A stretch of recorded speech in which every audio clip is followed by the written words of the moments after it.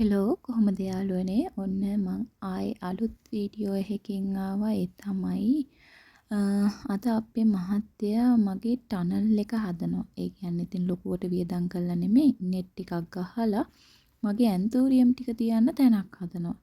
ඉතින් මං ඒ වෙලාවේ ෆෝන් එක ගත්තා මට හිතුණා මගේ මල් ටික කොහොමද තියෙන්නේ කියලා ඔයාලට පෙන්වන්න. පාට පාට පිරුණු මල් පෙන්වන්න තමයි මම මේ ලෑස්ති වෙන්නේ. මේ තියෙන්නේ ඇන්තූරියම්. හැබැයි මම නම් දන්නේ නෑ මේ වගේ. ඔයාලට පේනව නේද මේ ඉස්සරහ තියෙන සුදු පාට මල?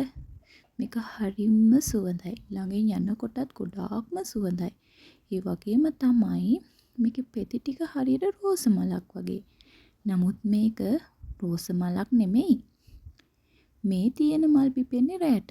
රැට පිපුණම හැම තැනම එයාගේ සුවඳ විතරයි තියෙන්නේ. මෙයා පිපිලා තියෙනවා කියලා ඕන කෙනෙක්ට හොයාගන්න පුළුවන්. ඔයාලා මගේ වීඩියෝස් වලට කැමති නම් මාව subscribe කරගෙන යන්න.